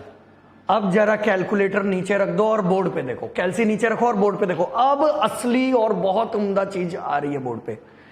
साथियों, इसका प्रेशर इतना है और इसी प्रेशर को क्या मैं लिख सकता हूं, 1.01043 बार, यस बिल्कुल लिख सकता हूं। और क्या मैं इसी प्रेशर को 1 एटमॉस्फेरिक प्रेशर भी लिख सकता हूं, अरे बोलो ना भाई, यस सर, बिल्कुल लिख सकते हैं सर जी, बिल्कुल लिख सकते हैं सर जी, क्या बात है। तो क्या मैं यहां पर यह कह सकता हूं कि 10.3 मीटर का पानी का कॉलम 1 एटमॉस्फेरिक प्रेशर के बराबर प्रेशर प्रोड्यूस करेगा? क्या मैं इस पर्टिकुलर जगह पर ऐसा कह सकता हूं? कहने में क्या मैं कह सकता हूं कि 10.3 मीटर का, हाइट नहीं बोलते हैं फ्लूइड मैकेनिक्स, पहले तो शब्द चेंज करो, कभी भी हाइट नहीं बोलते हैं फ्लूइड मैकेनिक्स में। फ्लूइड मैकेनिक्स में हमेशा हम लोग बोलते हैं या तो हेड बोलेंगे या तो कॉलम बोलेंगे, ठीक है। सो देयरफॉर क्या मैं ऐसा बोल सकता हूं कि 10.3 metre head of water column will produce the same pressure as 1 atmospheric pressure. फिर बच्चा पूछता है सर प्रेशर को हाइट में कैसे रिप्रेजेंट कर सकते हो? कर सकते हैं, यही तो खेला हो बे। इधर देखो, everybody knows P is equal to rho ji H and this is a formula for incompressible fluid, so rho is a constant, g is a constant, this means pressure is mainly dependent on the height, and when pressure is mainly dependent on the height, then the scientists are saying, the mathematicians are saying कि भाई किसी भी pressure में रो जी तो वैसे भी constant है pressure measurement में, तो आप डायरेक्टली प्रेशर को हेड या हाइट से रिप्रेजेंट कर सकते हो। कैसे? किसी भी प्रेशर को अगर आपको उस प्रेशर के हेड में चेंज करना है तो बड़ा ही सिंपल सा असूल है, जो भी आपका प्रेशर है उसको उस फ्लूइड के रोजी से डिवाइड कर दो, तो आपका जो वो प्रेशर जो पास्कल में था वही प्रेशर एक सर्टेन फ्लूइड के किस में कन्वर्ट हो जाएगा? हेड में कन्वर्ट हो जाएगा। वही एक सर्टेन फ्लूइड के किस में कन्वर्ट हो जाएगा? हेड में कन्वर्ट हो जाएगा। क्या बच्चे हो आप लोग जी, क्या बच्चे हो आप लोग जी। तो आज के बाद से क्या मैं धरती का कोई सा भी प्रेशर जो पास्कल में दे रखा है, क्या मैं उस किसी भी XYZ प्रेशर को क्या मैं किसी भी XYZ फ्लूइड के हेड में चेंज कर सकता हूं? यस। मुझे बस एक छोटी सी चीज करनी है, उस प्रेशर को उस फ्लूइड के रोजी से डिवाइड कर दूंगा जिसके कॉलम में मुझे कन्वर्ट करना है। ये देखो, ऐसे समझो, ऐसे समझाते हैं, मजा आएगा। इधर देखो, अब देखो, अगर मैं एटमॉस्फेरिक प्रेशर को पानी के हेड में लिखना चाहूं तो मैं लिखूंगा 10.3 metre of water column represents 1 ATM।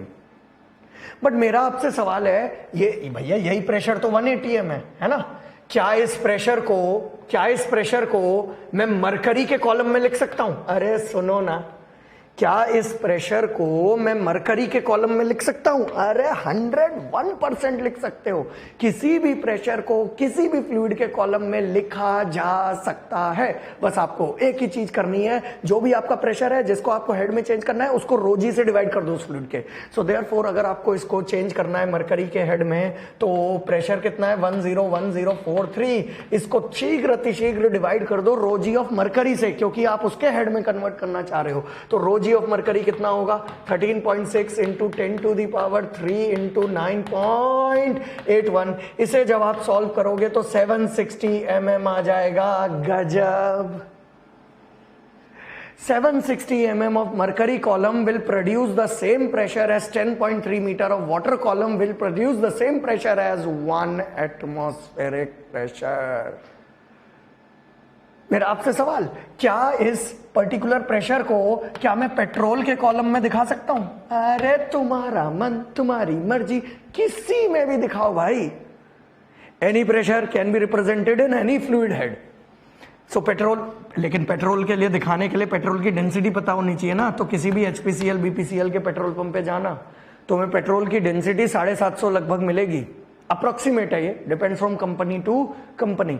लेकिन मान लो 750 है पेट्रोल की डेंसिटी, तो क्या आप इस एटमॉस्फेरिक प्रेशर को पेट्रोल के हेड में दिखा सकते हो? बिल्कुल दिखा सकते हैं। कैसे दिखाएंगे? 1043 divided by 750 into 9.81। Let me check कितना आता है ये, लेट मी चेक कितना आता है। So it is 1043 divided by 750 into 9.81। साथियों ये आएगा 13.73 metre. 13.73 metre. So atmospheric pressure को पेट्रोल के कॉलम में कैसे दिखाएंगे? 13.73 metre of petrol column. 13.73 metre of petrol column. Very good, very good. हाँ, कुछ बच्चे बोल रहे हैं सर ये 757 आएगा। अबे अप्रोक्सीमेटली घनचक्कर, इट इज 750। हाँ, क्या इसी प्रेशर को मान लो तुम लोग डीजल के कॉलम में चेंज कर सकते हो क्या? मतलब atmospheric pressure which is 10143 pascal या 1.01325 बार, इसको क्या तुम डीजल के कॉलम में लिख सकते हो? यस। मान लीजिए डीजल की डेंसिटी लगभग 850 होती है। HPCL BPCL कहीं भी पेट्रोल पंप पे चले जाना अप्रोक्सीमेटली इतनी ही होती है। तो कैसे कन्वर्ट करोगे? 101043 divided by 850 into 9.81 is equal to, देखते हैं भाई ये कितना आता है। 1043 डिवाइडेड बाय 850 इंटू 9.81, तो ये आ जाएगा 12.11 मीटर। गजब। सो एनी प्रेशर, फिलहाल तो ये था, लेकिन इसकी जगह कोई और भी प्रेशर होता तो उसे पानी के हेड में भी दिखा सकता हूं, मरकरी के हेड में भी दिखा। तो petrol, diesel, kerosene, any fluid head, I can represent that pressure. साथियों, क्या प्रेशर चेंज हो रहा है क्या? नहीं, फिर से वही वाली बात, बेवकूफों वाली। प्रेशर चेंज नहीं हो रहा है, केवल प्रेशर को रिप्रेजेंट करने का तरीका चेंज हो रहा है। सो प्रेशर को आप पास्कल में भी दिखा सकते हो, बार में भी दिखा सकते हो, हेड में भी दिखा सकते हो, और फिर हेड ऑफ डिफरेंट फ्लूइड्स में भी दिखा सकते हो। प्रेशर चेंज नहीं होगा, सिर्फ प्रेशर का रिप्रेजेंटेशन का तरीका चेंज होगा। अब देखो एक और धांसू बात बताते हैं। ऐसा क्यों होता है कि सेम प्रेशर एक दूसरे फ्लूइड में तो कम हाइट पे मिल जा रहा है और एक दूसरे फ्लूइड में ज्यादा हाइट पे मिल जा रहा है वही प्रेशर? ऐसा क्यों होता है कि सेम प्रेशर अचीव करने के लिए किसी एक पर्टिकुलर फ्लूइड में तो बहुत नीचे जाना पड़ा और उतना ही प्रेशर अचीव करने के लिए एक दूसरे फ्लूइड में कम हाइट पे ही अचीव हो गया? What is the reason? The reason is very simple. The reason is density. Simple. The reason is density. घनत्व, घनत्व, घनत्व। और क्या भाई? घनत्व बच्चे, सारा खेल ही घनत्व का है। अभी घनत्व क्या बेटा? ये देखो, फॉर एग्जाम्पल मान लीजिए अपना दीनानाथ यहां है और अपना दीनानाथ रो1 डेंसिटी वाले फ्लूइड में H1 हाइट पे है। रो1 डेंसिटी वाले फ्लूइड पे H1 हाइट पे है, ठीक है। और अपना गजोधर जो है वो किसी और फ्लूइड जिसकी डेंसिटी रो2 है, एंड गजोधर जो है वो यहां है at a depth of H2। Gajodhar जो है वो यहां पर है at a depth of H2। At a depth of H2। Very good. तो मैं आपसे ये कह रहा हूं कि ये दीनानाथ को और ये गजोधर को सेम प्रेशर फील हो रहा है, PA इक्वल टू PB है, PA इक्वल टू PB है। इसका मतलब यहां पर कम हाइट पे ही उतना प्रेशर अचीव हो गया जितना यहां पर ज्यादा डेप्थ पे जाने पे उतना ही प्रेशर अचीव हुआ।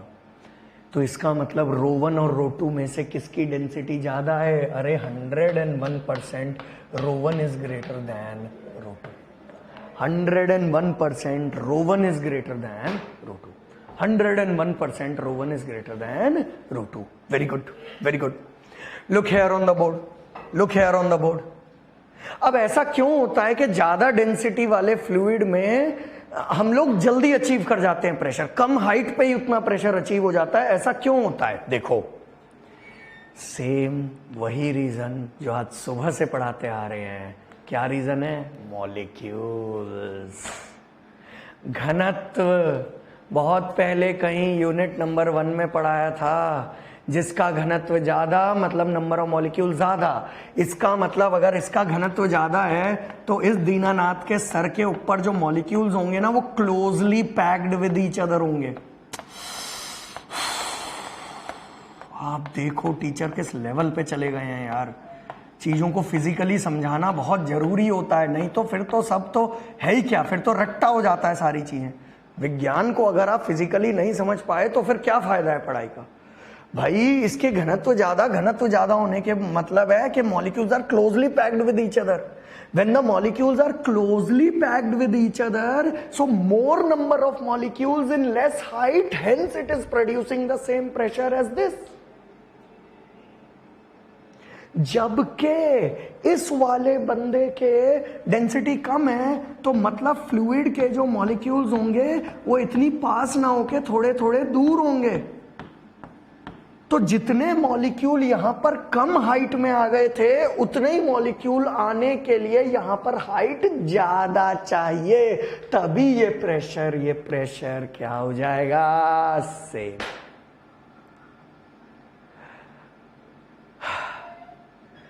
पूरा का पूरा batch, just tell me in the comment box, क्या यहां पर बात घुसी?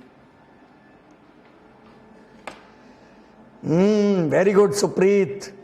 मॉलिक्यूल ही प्रेशर है, प्रेशर ही मॉलिक्यूल है। अब ये देखो, ये अंकित सिंह जी, मैं पढ़ा रहा हूं प्रेशर, वो ना पढ़ के इनका ध्यान कहीं और है, ये कुछ और ही पूछ रहे हैं। क्या करूं मैं? कुछ बच्चों का तो कितना भी समझा लो, उनमें वो मैच्योर, टीचर अभी पढ़ा कुछ और रहे हैं, वहां ध्यान नहीं है इनका, ये कुछ और ही पूछ रहे हैं पीछे का। मुझे समझ नहीं आ रहा है इस सवाल का अभी क्या मतलब बनता है।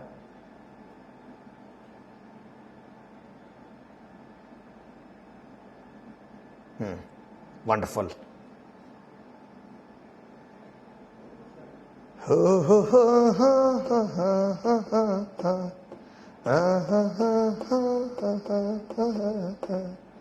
शानदार, बढ़िया। देख लो, आ गया ना।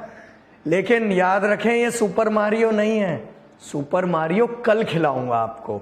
लेकिन आज जितने भी कॉन्सेप्ट्स हम लोगों ने पढ़े हैं, ये सारे के सारे, आज की क्लास का बस एक ही मकसद था, प्रेशर क्या होता है। आज हमने बस ये पढ़ा है, प्रेशर क्या होता है। कल की क्लास में मैं आपको पढ़ाऊंगा प्रेशर को मेजर कैसे करते हैं, और उसी विज्ञान का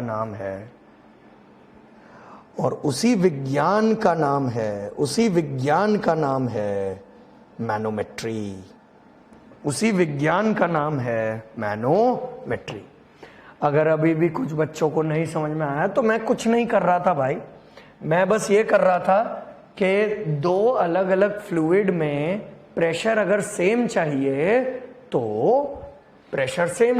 रो1GH1 is equal to rho two g h two. G और जी तो सेम है.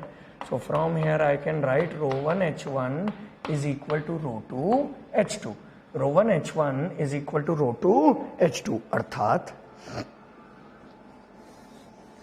अर्थात किसी एक रो वन डेंसिटी वाले फ्लूइड का कॉलम अगर H1 है तो दूसरे फ्लूइड में वही कॉलम क्या हो जाएगा, H2 हो जाएगा. सिंपल. तो अगर कोई आपसे पूछे कि भाई इस वाले फ्लूइड का इतना कॉलम उस वाले फ्लूइड के कितने कॉलम के बराबर है, वेरी सिंपल. देखो, अरे यही तो पढ़ा रहे थे. 10.3 metre of water column is equal to 760 mm of mercury column is equal to इतना of petrol column is equal to इतना of diesel column is equal to इतना of diesel column. yes or no? yes sir. तो अगर ये ऐसा है तो ये भी वही है कि भाई रोवन डेंसिटी वाले फ्लूइड में हेड जो है अगर H1 है तो रो टू डेंसिटी वाले फ्लूइड में उतना ही प्रेशर अचीव करने के लिए कितना हेड चाहिए. तो यहां से आप निकाल सकते हो rho one h one is equal to rho two h two. लेकिन ज्यादातर न्यूमेरिकल्स में, क्योंकि कल हम ढेर सारे न्यूमेरिकल्स, कल तो है ही न्यूमेरिकल दिवस, कल की क्लास का नाम मैं अभी से ही बता दे रहा हूं, कल की क्लास है न्यूमेरिकल दिवस. कल पहले तो हम मैनोमेट्री के न्यूमेरिकल्स करेंगे और फिर उसके बाद हम यूनिट नंबर 1 के न्यूमेरिकल्स करेंगे बहुत सारे. तो कल we are going to celebrate numerical दिवस. You all are invited. आओगे ही. इधर देखो. तो लेकिन क्या है ना, क्वेश्चन पेपर में ज्यादातर टाइम वो डेंसिटी ना देके स्पेसिफिक ग्रेविटी देता है. So therefore let us divide both sides by density of the standard fluid. So कैसे लिख दूंगा, rho one divided by density of the standard fluid into H1 is equal to rho two divided by the density of the standard fluid into H2. Very good बेटा. Rho one divide density of the standard fluid, इसको क्या लिख सकता हूं, S1 H1 is equal to S2 H2. आप ये मान के चलिए कि कल की क्लास में आपको बहुत सारे न्यूमेरिकल्स में काम आएगा, क्योंकि ज्यादातर न्यूमेरिकल्स में ना स्पेसिफिक ग्रेविटी की फॉर्म में दे रखा होता है. बस एक छोटी सी बात याद रखना, ये वाला जो पर्टिकुलर फॉर्मूला है ना, ये फॉर्मूला केवल तब लागू है व्हेन बोथ आर लिक्विड और गैस. मतलब कुछ कभी कभार, बहुत रेयर है ऐसा, लेकिन कभी कभार पेपर में ऐसा बोल देता है पानी का इतना कॉलम हवा के कितने कॉलम के बराबर है. वैसे तो कभी ऐसा जनरली नहीं आता है, बट बहुत रेयर ओकेजन है कि पानी का इतना कॉलम हवा के कितने कॉलम के बराबर है. तब बेटा आप ये वाला यूज नहीं कर सकते हो. क्यों नहीं यूज कर सकते हो? क्योंकि पानी का स्टैंडर्ड फ्लूइड अलग है, हवा का स्टैंडर्ड फ्लूइड अलग होगा. तो ये वाला फॉर्मूला केवल आप तब यूज कर सकते हो जब एक लिक्विड टू दूसरा लिक्विड का कॉलम हमें चेंज करना है.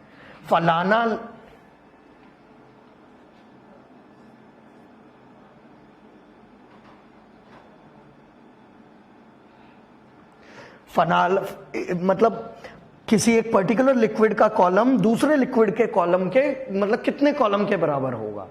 Liquid equation is okay, gas to gas equation is okay, लेकिन liquid to gas column no, you can not apply this one. Then the student will ask, sir क्या करें अगर मतलब मान लीजिए पानी का इतना कॉलम हवा के कितने कॉलम के बराबर है, कभी पेपर में पूछ लिया, तो बेटा ये यूज करो ना, ये यूज करो. यहां पर तो कोई पंगा ही नहीं है. Rho one H1 is equal to rho two H2, that's it. Rho one H1 is equal to rho two H2, that's it. Very good, wonderful. ये जो मैंने अभी बोर्ड पे लिखा है इसे जरा अपने रजिस्टर में नोट कर लीजिए. Come to page number 48. Page number 48 पे आ जाइए. पेज नंबर 48 पे आ जाइए. पेज नंबर 48 पे देखो एक हेडिंग लिख रखी होगी, conversion of one fluid column to another fluid column. तो उसमें ये नोट कर लो, जरा ये नोट कर लो. अगर अभी भी किसी भी बच्चे को थोड़ा बहुत भी डाउट है, हो सकता है, जरूरी नहीं है हर किसी को 100% समझ में आए अभी, तो कल की क्लास का इंतजार करें जब हम ढेर सारे न्यूमेरिकल सॉल्व करेंगे. देखो असली जो माइंडसेट बनता है वो न्यूमेरिकल से ही बनता है कि यार पढ़ तो लिया, इसे यूज कैसे करना है, और यूज करने में तुम सीख भी जाते हो, बहुत सारे डाउट्स भी क्लियर हो जाते हैं। तो कल की क्लास का इंतजार करें, लेकिन पहले ये नोट करें पेज नंबर 48 पे। सबसे पहले तो ये पेज नंबर 48 पे नोट करें।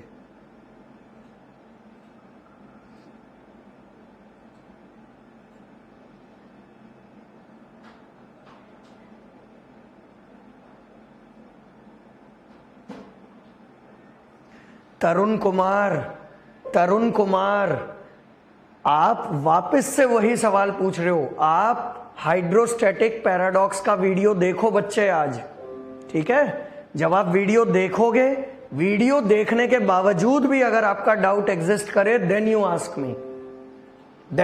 मी। बहुत सारे बच्चों को अभी भी थोड़ा बहुत हल्का फुल्का इधर उधर थोड़ा सा प्रॉब्लम है कि सर मॉलिक्यूल्स कैसे, कंटेनर कैसे, प्रेशर कैसे सेम हो सकता है। तो उसी के लिए तो तुम लोग एक तो जल्दबाजी इतनी करते हो ना। मैं शुरुआत से आपको वही तो बोल रहा हूं, हाइड्रोस्टैटिक पैराडॉक्स का वीडियो देखो आज क्लास के बाद। चलो, सो आज की क्लास में हम लोगों ने बेसिक्स जो हैं प्रेशर के वो कवर अप किए हैं। हम आज की क्लास यहीं पर समाप्त करेंगे और कल सुबह वापस से हम लोग 8 बजे शार्प मिलेंगे।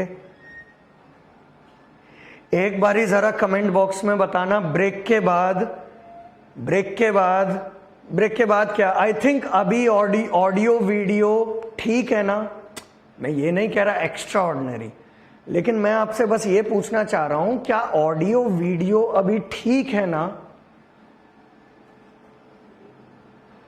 मेरे ख्याल से तो, because I am also looking at the audio and video hair, मेरे ख्याल से ठीक आ रहा है अब, मतलब एकदम पढ़ने लायक आ रहा है बिल्कुल।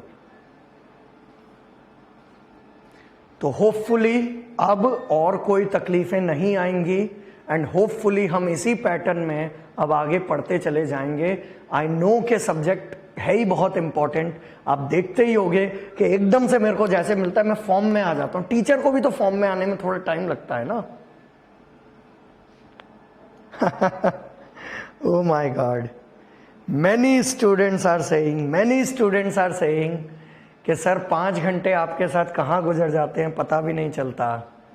Well, I will take it as a compliment. I will take it as a compliment. ये बच्चों केवल आप ही नहीं, मतलब इंडिया का ऑलमोस्ट हर बैच जिसको मैं पढ़ाता हूँ वो यही बोलता है, सर आपके साथ समय का पता ही नहीं चलता कि समय कहाँ गुजर जाता है। वेरी गुड, चलो बढ़िया। कोई नहीं, वो कभी कभार बीच में 1-2 सेकंड का तो वो तो यार नॉर्मल, वो तो दैट इज इंटरनेट ना। वो जो 1-2 सेकंड का ब्लैकआउट या कुछ भी चीज होती है that is due to the internet, ठीक है? तो हमने अपनी लाइन चेंज करके एकदम सुपर फास्ट वाला जो बेस्ट पॉसिबल अवेलेबल है उस पर हमने शिफ्ट किया है। तो अब मेरे ख्याल से कोई ज्यादा तकलीफ नहीं आनी चाहिए। चलो बेटा, hope you enjoyed today's class. मजा आया? अच्छे से रिवाइज कीजिएगा नोट्स को, और आज ही मैं अनाउंस कर दे रहा हूं कल की क्लास क्या है। बल्कि मुझे मजा आता है। कल की क्लास क्या है? न्यूमेरिकल दिवस। कल की क्लास क्या है? न्यूमेरिकल दिवस। यस, अभी से अनाउंस कर दे रहा हूं, कल की क्लास है न्यूमेरिकल दिवस। चलो, और जिसके पास वीडियोस की प्लेलिस्ट अभी तक नहीं है, पहली बात तो सोचिए, चिंतन कीजिए कि क्यों नहीं है। और बच्चों, जाने से पहले एक और बार रिपीट कर दूं, बेटा इस पे जरूर ध्यान देना। 2 दिन के लिए मैंने तुम लोगों को बोला है, करके तो देखो, तुम्हें अपने बारे में बहुत चीजें पता चलेंगी। गुरु की बात थोड़ा माना तो करो। इस पे 2 दिन के लिए थोड़ा इस पे ना ध्यान दो कि ये कैसे तुम्हारे साथ खेला होवे करता है। जिस दिन तुम इसको पकड़ लोगे ना, थोड़ा चीजें आसान होना शुरू हो जाएंगी। मैं आगे बताऊंगा आपको कि इसको कैसे क्या करना है, लेकिन पहले तुम पकड़ो तो सही कि हाँ सर सही कह रहे थे आप। चलो, कल सुबह 8 बजे मिलते हैं, 8 AM sharp. This is Varun Pathak sir Signing off for today. Jai Hind. Namaskar everyone. Streaming